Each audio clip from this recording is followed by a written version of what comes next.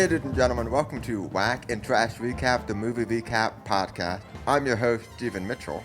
And I'm your other host, Zetch Olson. And today we are recapping everybody's favorite movie that might feature an Oedipus complex, Back to the Future. It opens up. On a lot of clocks. A lot of clocks. I mean, an absurd amount of clocks. And in walks in a cool guy in a cool puffer jacket. Oh yeah, Marty McFly. Mm-hmm. And he's so cool. He's got a guitar, and it's kind of tiny, but he's got it. And he starts plugging it in. It's like a ukulele-sized electric guitar. Yeah, things were just different back in the 80s. I guess so. And so he plugged in this tiny little guitar into a very not tiny amp, and turned the volume way up on everything.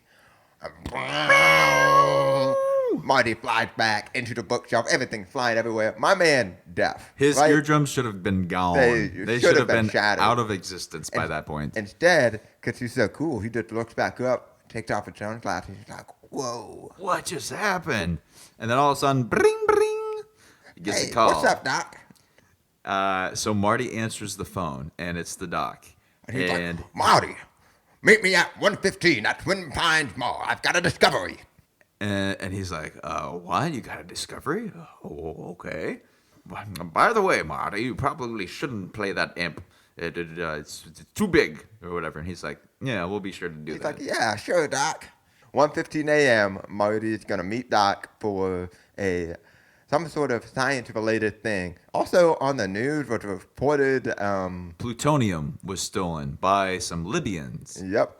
However, in the intro, as we're doing this like nice pan shot, this little intro shot of all the clocks and Marty walking into the house, we see underneath the doc's bed is a box that is labeled plutonium. So if we're drawing the dots here, we can surmise that somehow the doc has come into possession of said plutonium. And it may or may not have something to do with this 1:15 meeting. But we'll find that out when that meeting occurs. Now Marty sees that he's late for school. Yeah. And he rushes out on his skateboard. And he's a cool cat. He grabs the back of the truck. The back of cars. And everybody's okay with this. Yeah. Well, I guess it's the 80s, we're not very aware everybody was just doing skateboards off of cars back then. Marty is trying to get to school. He's too cool for school. He finally shows up at school. And he runs into his girlfriend, Jennifer, who's like, yo, you can't go this way because the principal's here, and if he sees you, you're going to get some sort of... fourth late notice in a row. And so Jennifer and Marty start sneaking around. What a G, Jennifer. Oh, good girlfriend. She's a good girlfriend. She is crushing it. Unfortunately, though, they do get found out by the principal, who runs into them in the hallway. And he gets all up in Marty's face. I mean, like, way too close. Their noses literally touch. In the movie. And he's like, you're gonna amount to nothing. No McFly ever amounted to nothing in this town. You're just like your father. Yeah, well, you'll see. Wait till I play at the band at the prom or whatever. Yeah, because they're holding auditions later that day. But before the principal lets him go off with a warning, he does write him a 4th citation, right? Yeah. But anyway, before he does this, he's like, and you know that scientist friend you hang around with? Probably shouldn't be doing that. Then we jump to that afternoon with Marty and his band, the Pinheads. Pinheads. The Pinheads, yeah. They're kind of rocking and rolling, and then all of a sudden the panel turns them down. He's just like, I'm afraid you boys are just too dang loud. And it's like, speakers exist. You can just turn it down. So they get turned down pretty quickly, and then we cut outside... Later in that afternoon. After school, and presumably, there's Marty and Jennifer are just sitting on the bench. That's right. They're talking about their lovely getaway plans for the lake. That weekend. Now, is it just Jennifer and Marty, or is it Jennifer's family and Marty? It's just Jennifer and Marty. That's why Marty is like, rascals. My family thinks I'm going with the boys camping, and I'm gonna have the car, and then I'm gonna pick you up, and it's gonna be great. But that's what they think I'm doing. And they getting all like lovey-dovey, right? And then here comes this old lady with some flyers trying to save the clock tower. Cause read the room. The lady is asking for donations to save the clock tower because it doesn't work. So the city wants to tear it down. Marty just gives her a coin to get her to leave, Right. and then she hands him a flyer, which gives you the exact details of how this clock stopped working, which was by lightning. Right. And 20 years ago, something like 20 years ago. 30 years ago. 30 years ago. Yep. And so Jennifer's dad rolls up in the car. Jennifer's like, I gotta go, and so she writes. She runs off. I'll be at my grandma's house. So she put down the grandma's number on the flyer and says, I love you, and it's very adorable. Yeah. On the note. And so Marty keeps the flyer, shoves that in his pocket. So Marty skateboards down home like the cool cat he is, and what comes by him but the car completely totaled, being towed by a tow truck. Yeah. That's usually what tows cars. Yeah. And then he walks inside, and here's this guy named Biff. Apparently, George McFly, Marty's dad, loaned Biff the car. And he wrecks it, and he's all upset, and George goes, now, Biff, I can assume your insurance is going to cover the damages. And he goes, my insurance? It was your car, and it had a blind spot, and I want to know who's gonna pay for this. Talking about a jacket, I spilled beer all over it when I crashed the car. So Biff is just being a big old bully to he's George walking McFly. all over George. He's like, hello, McFly, anyone home? He taps on his head and everything. And he goes, oh, your shoes untied? Oh, got him. And Marty is understandably upset, and he's like, Dad, why don't you stand up to him? Actually, technically, he goes up to his dad, and George is like, now, Marty, I know what you're gonna say, and I should stand up for myself. But Dad, come on, the car, man. I was gonna use it this weekend. And he goes, well, I'm just not good at confrontation. Now, next up, you get to the family sitting around the TV, and you get the vibe. Nobody is happy with their life. At all. The sister's talking about how she wants to approach a guy, and the mom's like, it's not proper for a lady to approach a man. When I was your age, I never chased boys or sat in parked cars with them. And she's all like, then how am I supposed to meet anybody? Well, don't meet boys in parked cars. That's a great way to die. And the whole time, George and like his stupid laugh at the TV, I can't. He's like, Their mom is reminiscing. Now, what's their mom's name?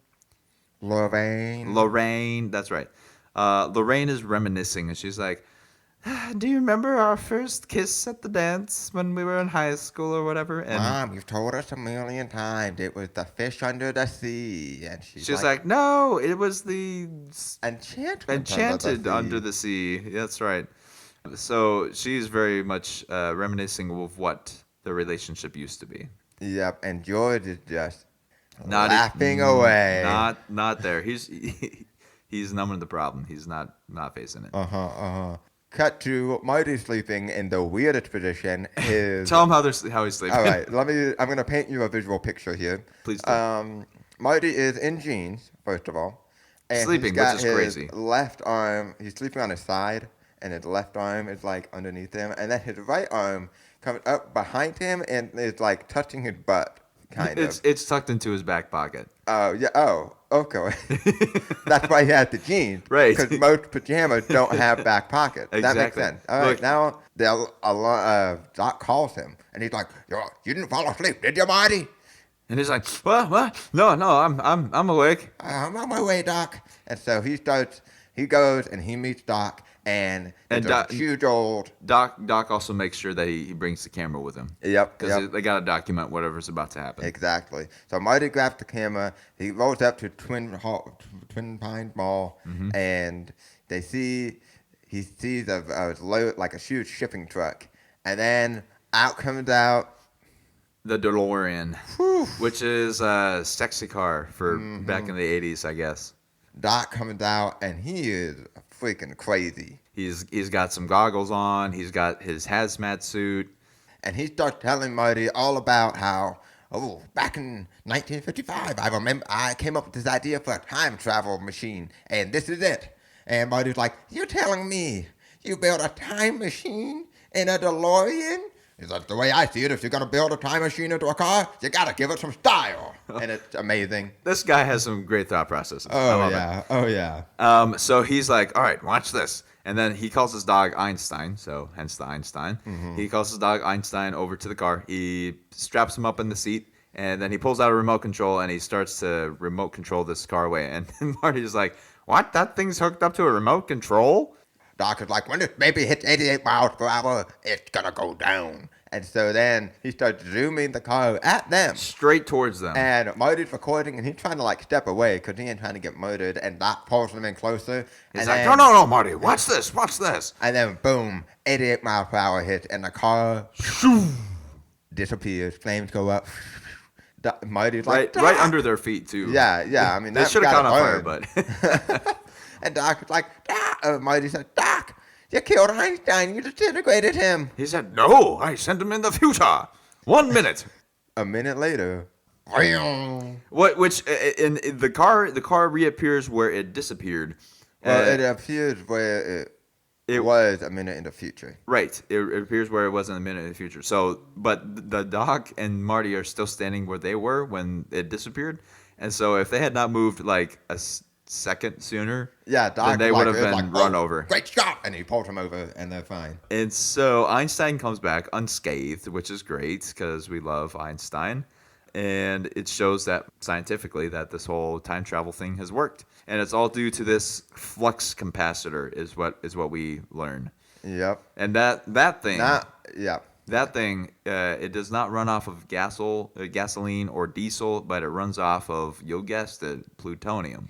And Marty's like, you're telling me this sucker is nuclear? And he's like, where did you even get this stuff? You can't buy that like the 7-Eleven. And and the dog is like, some Serbians asked me to build them a bomb, so I took the plutonium they provided and I gave them a dud bomb instead with it was filled with pinball parts or something like that. Yep. The Libyans. Then boom, a VW rolls around, and Marty's like, "Who's that?" And Doc is like, "Who do you think?" The Libyans. And the Libyans pull up in the VW, and they start laying it down, and they're spraying it, and Doc and Marty are running around, and eventually they shoot Doc. And Marty's like, "No!" In a real Luke Skywalker kind of fashion. And then the Libyans see him. He runs around the other side of the truck, and then they pull around the other side of the truck, and he just stands there waiting to get mowed down. He was ready. He accepted his fate, but the gun got jammed. So Marty runs away, and he gets into, you guessed it, the DeLorean, and boom, boom, he starts driving away. And my man knows how to drive. Which it's good to note that before the Libyans showed up, Doc had put more plutonium fuel into the thing, so it was ready to go on another trip. And then before he got into the car, he was like, "Oh, I almost forgot more plutonium. That would have been bad. I couldn't have come back." So it's key to note that Marty's about to take off with Marty's got fuel one to come case back. of plutonium in right. the car. And so Marty starts driving around. He's trying to get away from them. The guy rolled out a rocket launcher at one point. You just have that? I would have led with that, personally. He starts pulling away from them, though, shooting for the 88 miles an hour. At some point, I would have pulled the trigger. Yeah. Well, I don't think Marty intentionally hit 88 miles an hour. He was just trying to save his life, and he started driving. You don't think so? Oh, no. Not at all. And then disappears into the path and a barn. And a barn. Yeah. So he lands in this barn, and this poor family who owns this farm, they hear this because it's like, I don't know, probably 10 o'clock at night. The whole family comes out, which is odd to begin with. I would have left the kids and the wife inside. Personally, me too. But anyway, the kids and the dad show up at the barn door, and they're like, look, it's an alien. And they pull out this comic, which they brought with them for some reason. And they're like, look, it's an alien. And then Marty jumps out of the car inside of his hazmat suit. And he looks exactly like the alien that they have in the thing. And they all scream and they run away. And then my man gets a gun. He starts shooting at Marty. Marty's all like, "Wait, don't shoot!" You know, he takes off the thing, and they're like, "He's already shaped into human form. Get him!" Yep. And then Marty gets back into the DeLorean, which drives away, killing a pine tree on the way out. And he's like, "My pine! You killed our pine!" So Marty goes. He hides. The DeLorean runs out of gas, and he doesn't have driving by a field at this point. Yep, he doesn't have any sort of plutonium to get him back home, and now he's run out of gas to even drive the car at all. And then he drives past Lion Estates, which is where his family lives, and he sees that is under construction.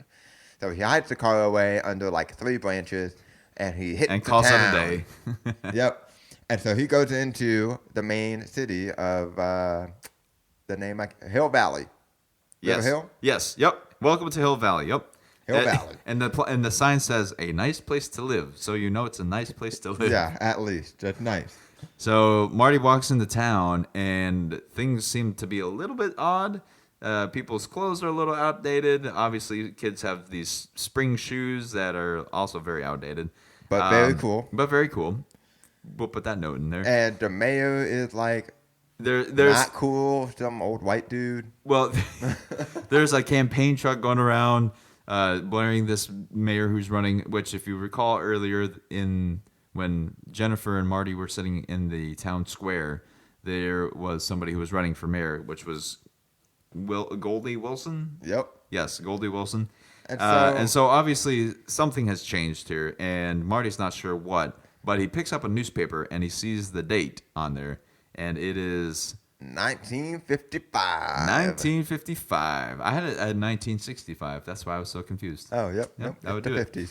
1955. And he's like, which is whoa. 30 years earlier than when he originally existed. Yeah. And so Marty goes into the diner, and he's like, you got a phone? And he goes, and the calls Doc Brown. The guy is like, hey, kid, what do? Jump ship? What's with the life preserver? And talking about the puffer jacket. Yep. And so Marty goes back. He calls Doc. He finds Doc's address. He calls him. No answer. No answer, yep. And so he rips the address, the page out of the address book. Yep. And he sits down, and the guy's like, you going to order something? And he's like, yeah, I'll have a Pepsi free. And he's like, you got to pay for it. I'll just take something without sugar. Something without sugar, okay. And so he gets him like a black coffee. Oh, yeah, that's right. And so and Biff walks in. Hey, McFly. And so Marty turns to him and he's like, what? How does this guy know me? But then next to him, someone also turns. And who is it? None other than George McFly. It's his dad, who's about his same age at this point, right? Yep. And so Biff comes in, and he's like, hey, McFly, it's very similar to the report earlier. He's like, you got my homework? And he's like, yeah, well, I was thinking I was going to do it, later today. And he goes, McFly. Come on, you got to think. I can't turn your homework in for me with your handwriting. That wouldn't look very good, would it? You don't want to get me kicked out of school, do you? Oh, no, I wouldn't want that, Biff. Look at your shoes untied. Gotcha. Biff has one move. One line.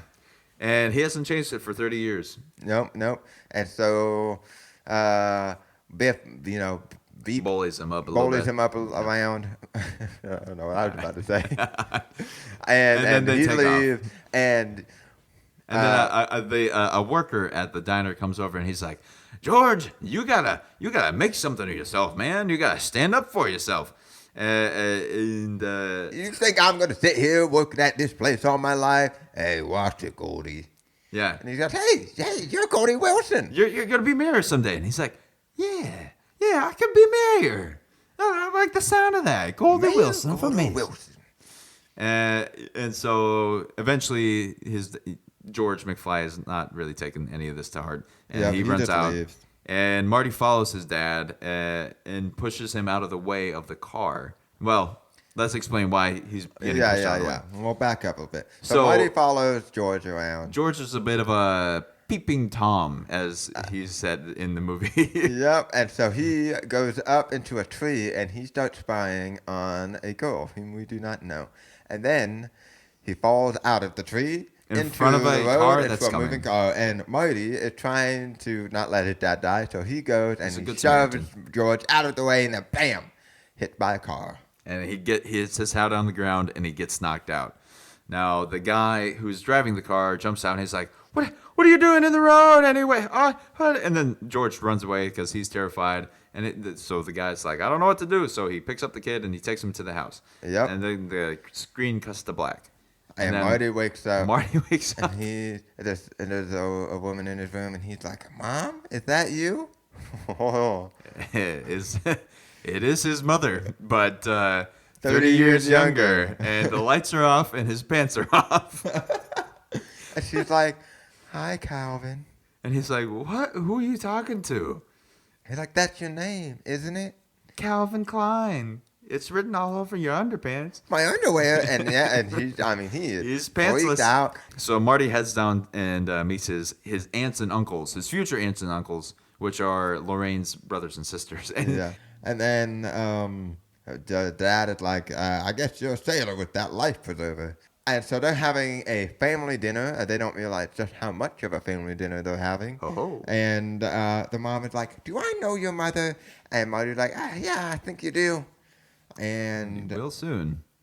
And so eventually Lorraine is like, oh, well, he can just stay in my room. And she grabs Marty's thigh, and Marty's like, yeah, I'm going to leave. And so Marty books it out of there. He asks for directions to the doc's address, which he had ripped out of the book. And so he goes to the doc's place. And he knocks on the doc's door, and the doc opens it in very much doc fashion. And he has this device on his head, and he pulls Marty in, and he's like, "Don't tell me anything. Don't tell me anything about yourself." And he pulls him in. He sits him down in his chair and attaches a cord to his head. And he's like, "Now let me read your mind." And he's like, "What?" And so the doc, "Are you gonna recruit me to the Peace Corps?" And he's like, "What? No, Doc. I'm trying to tell you. My name is Marty." And he's like, "No, don't tell me anything. Are you trying to sell me something?" He's like, "No, Doc, I'm telling you, I'm from the future. You invented time travel, and now I'm here." And Doc's like, "Do you know what this means? I mean, this dang thing doesn't work at all." And he takes off the helmet. He is not concerned with what Marty just said. No, he is not. And so Marty takes a minute trying to convince the Doc that he's from the future. And he's like, "Who's the president?" Trying to get back to the future. Yeah. Hence the name of the movie. Yeah. Oh, spoilered. Oh, yeah. And he's like, "Who's the president?" And Marty's like, "Ronald Reagan." And he's like, "Ronald Reagan?" The actor? It's a classic. Yep. And then, so Doc's like, "Now where's the car?" And so Marty's like, "I hit it." But anyway, eventually he does convince the Doc that he is from the future. And now the Doc is freaked out, and he's like, "Take me to this car."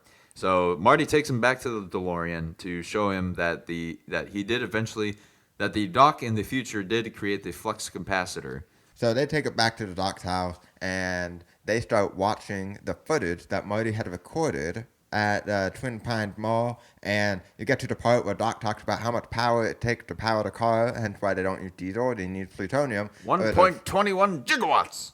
And Doc freaks out about how much power it takes. 1.1 gigawatts. Doc freaks out, and he starts talking to his picture of Thomas Edison. He's like, "Oh, Tom, what do I do?" What do I do? And he's like, the only thing that would cause 1.21 gigawatts of power would be a lightning strike. But you can't anticipate where lightning's going to strike. And Marty's like, "But Doc, what if we could?" And he pulls out the flyer from the clock tower, and boom, it said, "The lightning will strike the clock tower at precisely a time." On Saturday, I'm pretty sure. On Saturday. And so they just need to use that. And he was like, "Now, Marty, don't leave the house because you're not supposed to damage the future."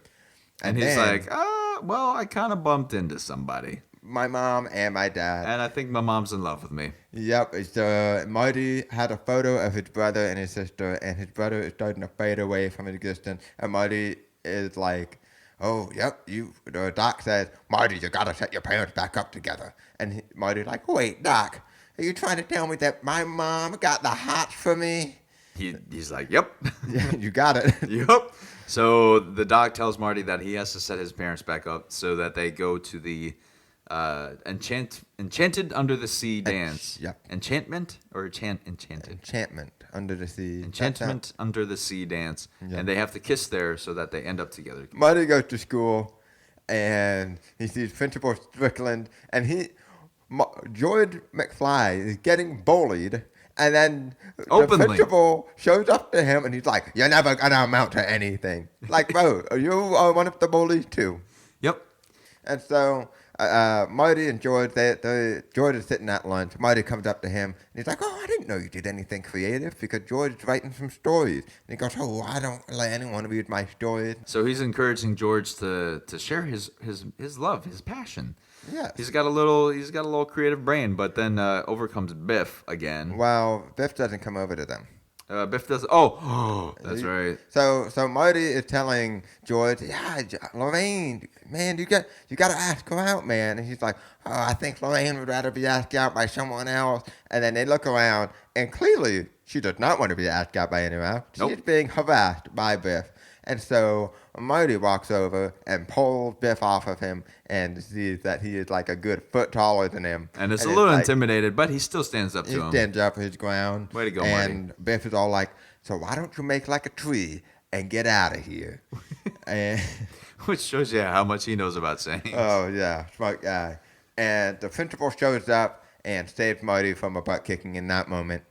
And so... Which only enraptures Lorraine's heart for Marty more. Right. Which is still a big problem. He defends me. Yep.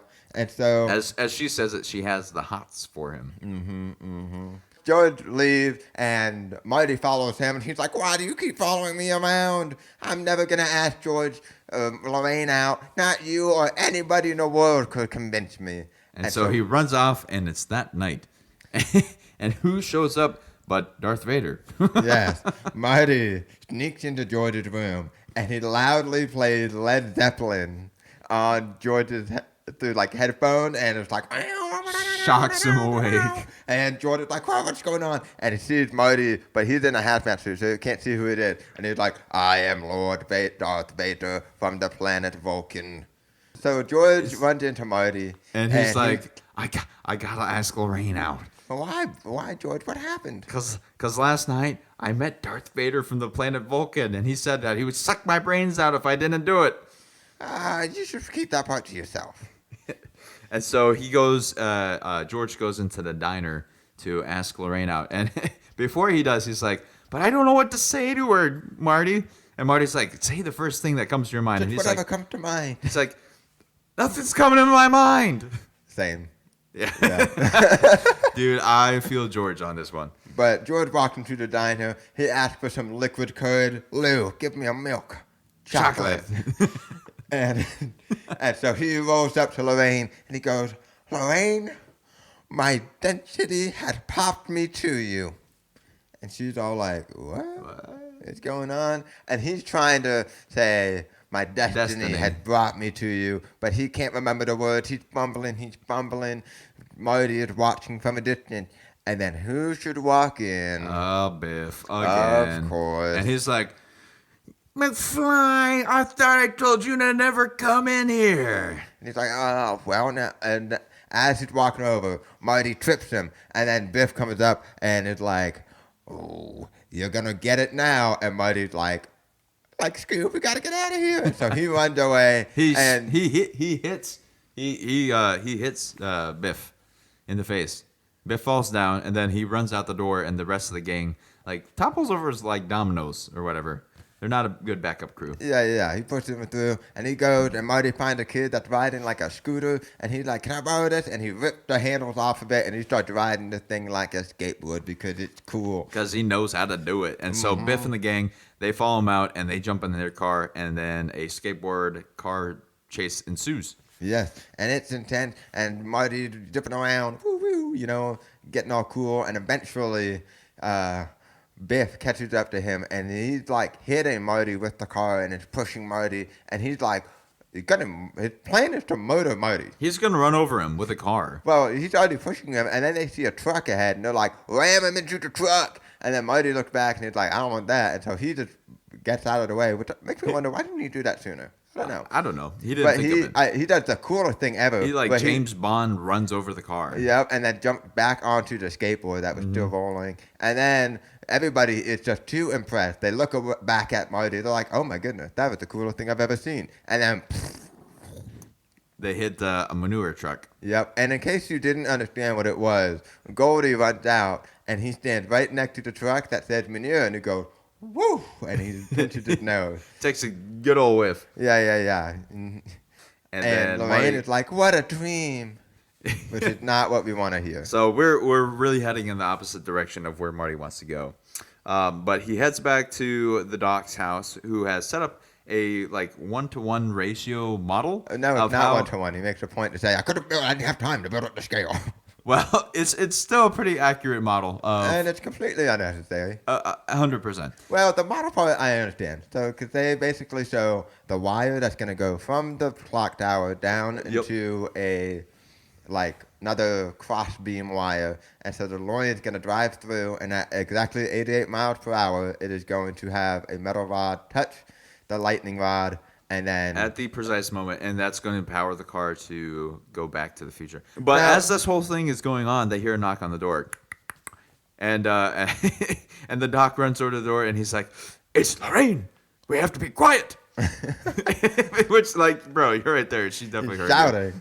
And so Marty, for whatever reason, does not just, like, hide. Yeah. But Lorraine, Doc opens the door, and she's like, "Hi." And then Marty's like, "Oh, hey, this is my uncle." And the doc just plays along with it. Yeah, he's like, "Oh, yep, that's me." And Lorraine walks in uninvited. Yep. And starts just like being like, "I was wondering if you could take me to the Enchanted Under the Sea dance." And Doc looked extremely uncomfortable, and understandably, and so was Marty. And Marty's like, "You mean nobody asked you out?" Because George was supposed to ask him out. Yep. Or her out, but that didn't happen. Well, I mean, he was starting to, but he never got there. Yeah, he was trying to, but he could have done it at any point afterwards. Yeah. So no excuses, George. Come on. And so Marty's like, and then you cut to George and Marty walking around, and George is like, "How am I supposed to take Lorraine to the dance if she's gonna go with you?" And Marty's like, "But she wants to go with you. She just doesn't know it yet." Well, so they hatch a plan that he is going to be kind of a douchebag to his mom, and George will run out and save her at that point and look heroic in front of her and steal her heart away. Yep, and he's got a specific line he's supposed to say, and he's all like, "You really think I ought to swear?" And it's like, Marty's like, "Come on, bro." So then you cut to it's the night of the dance. All right, you see Doc outside. He's setting up his experiment, and a policeman goes by, and he's like, "What you got under that tarp, Doc?" And it's the DeLorean, but he's like, "It's a weather machine." He goes, "You got a permit?" He's like, "Oh yeah," and he bribes the cop. What's key to note here is that Marty is like, "Oh my goodness, I'm about to go back. I need to tell the doc right now about what's going to happen to him in the future, about him getting shot by the Libyans, so that he knows that he needs to protect himself or something like that." So he tries to tell the doc, and the doc is like, No, don't tell me anything about the future. That could mess up the time continuum or whatever." And he's like, "But Doc," and he's like, No, don't tell me anything. And so Marty writes a letter to him, and he says, "Open this in 30 years." And he writes the whole thing about the Libyans killing him. You cut to Marty and Lorraine in a car, presumably I got Doc's car. And Marty is uncomfortable. And Lorraine, in spite saying, "I never sat in a parked car with nobody," is sitting in a parked car with somebody. Yeah, he's like, let's just park the car. And she's like, "Oh, I know how to park a car." And you're like, it's very uncomfortable. It's very uncomfortable. And then she takes a swig, and Marty's like, "You drink too?" And then she's like, "Anybody who's anybody's drink." Eventually, Lorraine just can't contain herself and kisses Marty, and it is the most uncomfortable scene in the entire movie. After like 3 seconds of kissing, she pulls back and she's like, "Yeah, something feels weird about this. Like I'm kissing my brother." And like, "No, close though. You're kissing your son." But Biff rolls up and pulls Marty out of the car, and it's like, "I'm gonna make my own move." And then all of Biff's goons take Marty and throws him into the trunk. They start making some wildly racist comments to the people the band they do. who is in the car, and then they run away. And so they start trying to, the keys are in the trunk, they're trying to help Marty out, and as they're doing that, cut back, Biff is violating. Assaulting, yep. He's assaulting Lorraine. Totally. And so George, though, he thinks that it's just Marty in the car, and so he comes up, and he rips the door open, and he's like, "Hey, you, get your..." And he realizes it's Biff, and Biff is like, "Walk away, McFly." And Lorraine is like, "Help!" And then George is contemplating it for a bit, but then he makes the right choice. He does, because he's like, "No, Biff, you get out of here. And he grabs, rather, Biff just like stands up. Yeah. And he twists George's arm and he's like, I'm going to break your arm, McFly. And Lorraine is like, please stop. And then She starts hitting on his back. Yep. And Biff grabs Lorraine's like face or something and is like being, again, mean and terrible. As Biff and is. George has had enough. While this is happening, we cut back, and the band is still trying to get Marty out of the trunk. But since the keys are in the trunk, they use a screwdriver to open the back. But the lead guitarist guy accidentally cuts his hand open, so he needs to put a bandage on it. But anyway, they get Marty out, and Marty doesn't know that George is at the car yet, so he runs back to help save Lorraine. But by the time he gets there, George has knocked Biff out. Oh, yeah. He finally has stood up for himself. Yep, and I mean, it's Lorraine. amazing. You get the slow closing of the fist, and Biff and George are just winding up, and then blah. Lorraine falls in love instantly. Mm-hmm. Which is good, because it's about that time she stopped falling for her son. Yep. And so George and Lorraine go into the enchanted sea, whatever it's called. Enchantment Under the Sea, I think it is. Okay. And they go in and they start dancing. And so because the guitarist sliced his hand while helping Marty out of the car, Marty is now playing guitar for the band. And But he sees how... Marty only knows the stuff from the future. Well, he's playing fine. He has no issue with that. The issue is that he starts disappearing because he realizes unless his parents kiss... In that moment... Yeah, like he starts dying, and eventually George, that's when he stands up. And when they kiss, Marty comes back to life. And then he wasn't dead, but his siblings pop back into the picture and everything. Yeah. And so he starts picking up the tune, and the gang is all like, "Hey man, that was pretty good. We should play another one." And he's like, "I only got time for one more, I guess." Yep. And so then he's like, "All right, now this is a fast rhythm in B or something like that. Just follow me for the key changes." And starts playing Johnny Be Good. Yep. By our boy Chuck Berry. And everybody is wilding out. They're having a good time. They've never heard nothing like this, but they're loving it. My favorite guy is this dude, and he's like backwards. His feet are on the ground. He's got one hand on the ground. It's kind of like a crab walk, and he's snapping in between his legs. And that is just such a baller move. While his girl's dancing in front of him, it's the weirdest thing. But I love it. I'm going to try that out at the next wedding I go to. We'll see how it works. You and me, we can cut up a rug. And so eventually Marty goes into his big solo, and everybody just stops and stands because you can't dance to it. And he eventually finishes his big solo and realizes that he is upstaged everybody. Yep, and he's like staring at him dumbfoundedly. And he's like, "I guess you guys are not quite ready for this. Your kids will love it in the future, though." And then he walks off stage and gets ready to go back to the dock. But then George and Lorraine stop him real quick to say, "Thank you for all that you've done for us and setting us up and whatever." And Lorraine's like, "Is it okay if George drives me back?" And he's like, "Yeah, that's more than fine by me."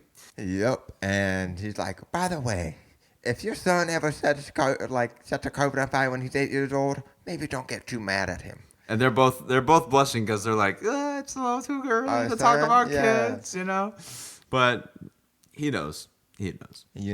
So Marty runs back to the dock, and the dock has just about everything set up at this point. He still has to... No, he has... It's all set up. The dock has everything set up. The storm is raging, and so then... Which is good. A tree branch falls onto the cord that's going to send the lightning from the clock tower to the thing. And while this is happening, Marty is trying to give Doc the letter, but Doc is like, "I can't know anything about the future." And so he hands it to him, but then the Doc rips it up. Yep, and Marty's like, "No, Doc, come on." And so Doc runs, and he's got to go reattach the cord at the top of the clock tower, and he runs up the stairs, and he's trying to grab the stuff. Meanwhile, Marty's like, "Doc, I gotta tell you, you're gonna die." And he's like, "What?" And it's a very long distance, and there's a lot of wind. Can't hear him. So Marty jumps in the car, goes to the starting line, gets ready to vroom vroom off, and the car won't start once he stops it. Yeah, the starter on his DeLorean is quite terrible. Very apparently. good or miss. Yep, apparently. Not good. And so Marty's trying. He's trying. It's getting intense. And then the best part of the whole sequence happens when Marty gives up and he hits his head against the steering wheel, which is the magic touch to get your your car started again. That's what I've been doing wrong this whole time? Yeah, you got to bang your head on that thing. Got it.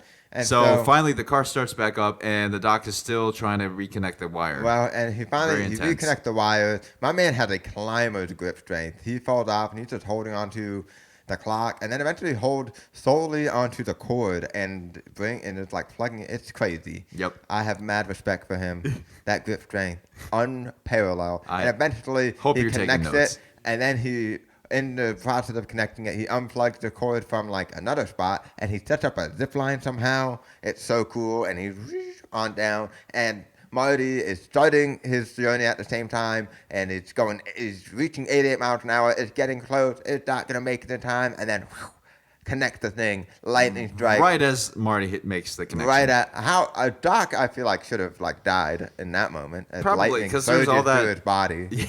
You would assume that would have happened, but it doesn't. It's great. It doesn't, and so Marty makes it back. Yep. Fortunately, and when he makes it back, he crashes into a movie theater because he was zooming down the street at 88 miles an hour. Yep. But he makes it back to the future, hence the name of the movie. Oh. And and he walks out. He gets out of the rubble and whatnot, and he's like, "Oh my goodness, I finally made it back." And who comes zooming around the corner but the Libyans? And they're all, getting ready to shoot up the dock. And he's like, "Oh my goodness, oh no, and I gotta go warn him." Yep. But the car doesn't start once again, and so Marty just books it running, and he must be an Olympic athlete. He makes it there by the time the Libyans do. Yep. And he sees himself, Crazy. and the beginning sequence of the movie, basically, he sees Doc get shot. He sees himself running around. He drives for a lot less time in the second half, though. Yes. I don't know if you noticed that. Nope. And the car disappears, and then Marty runs down to the dock, and he's like, "Doc, are you okay?" And then the doc wakes up. And he opens his lab coat, and what is it but a bulletproof vest? And he gives Marty the torn-up letter, and he's like, "I figured, what the heck?" Yeah, he didn't actually care about the space-time continuum that much. Yeah, and I think that's good logic for doing things. Yeah, fair enough. Fair enough. And so Marty goes home, he sleeps, and he wakes up in the same position, in the same exact position, hand in the back pocket, jeans on. Yep. And he gets up and he walks around the house and he sees his brother wearing a suit. And he's like, "Why are you wearing a suit?" He's like, "This is what I wear to work every day." And he's like, "What?" And the sister is talking to her boy toy. And she's got a lot of boyfriends. Uh-huh. Yep. And then in walk George and Lorraine, and they all are laughing. looking slim and healthy. And they're like, "Yes, the tennis match was quite delightful." And Marty's like, "What is going on?" And then he like, walks out. "Mom, you're skinny." Yeah. It's just like, "Oh, well, thank you, son." Yep. And then George opens the door and he goes, "Now, Biff, make sure you get a second wax in that car." And he's like, "I'm starting on the second wax right now." He's like, "Now, Biff, don't try to swindle me." And he's like, "You're right. I'll get the second wax going right now." Oh, that was a really good dumb Biff impression. Thank you. I practiced right before this. And so then George and Lorraine are like, "All right, Marty, you ready for your big date tonight at the lake?" And he's like, "Oh, they know about it." And they're cool with it. And they approve. Yep. And then Biff walks in. And how close is Biff with their family that he just walks into their house? Apparently they stayed in touch. I guess. And George is like, "I've had to stay on this guy ever since high school." Oh, you know him. But he walks in because he has a box. He has a delivery for the McFlys, and it is George's books that he actually published. Woo. So little did Marty know, or maybe little did George know, that his own son impacted him so much that he wrote his own book, which led to his success and his self-confidence. So George has confidence, and everybody's no longer depressed, it seems. And then they give Marty the keys to the truck. And it is a new truck that he was raving about at the beginning of the movie. Mm-hmm. And him and Lorraine are about to take it for a spin. Him and Jennifer. Yeah, so him and his girlfriend are about to take it out, and somebody pulls up. Marty, you must come with me now. Come on, we're about to take it for a spin. He's like, no, you must come with me. And he's like, what? Something wrong with us? And he's like, no, you and Jennifer are fine. It's your kids. They're the problem. Doc, There's not enough space to hit 88 miles an hour. There's not enough road. And Doc goes, road? Where we're going, we don't need a road. And he flipped down his cool future sunglasses, and the car lifts up, and it flies off away. And then pew! Off to the second movie. Well, the end of the first one. Anyway, that is Back to the Future. Let us talk about the takeaways of this film. Yes. Stephen, what's the number one takeaway? The number one takeaway is publish your books. Because you never know when they might blow up and make you super successful, and you get to wear a cool leather jacket and play tennis with your wife. Because if you don't do that, you'll just be, I guess, an accountant or something like that, and be bullied forever. Have no self-confidence. Yeah, that's really good. That's really good. Yeah. Secondly, take on some mentors, you know? Maybe if there's a crazy 80-year-old man in your life, maybe you should become best buds with him. Yeah, I would. Maybe he'll change your life. Maybe you'll change his. Yeah, you definitely should do that. Absolutely. Sure. And thirdly, incest is not cool, okay? Don't go there. Just want to make sure that's nailed into the... Yeah. It's not cool. I agree with that. All family members are off limits, guys. I'm glad you clarified. Definitely. I'm glad you clarified. Thank you. Anyway, that's Back to the Future and our 4th episode. So thank you so much for listening. And if you have any recommendations for any films that you would like us to recap in the future, please send us an email at wackantrash@gmail.com. And we will take a look at your recommendations, and who knows, maybe feature you on an episode someday. We'll see. Mayhaps. You never know. Well, this is us signing out. Until next time. Yep.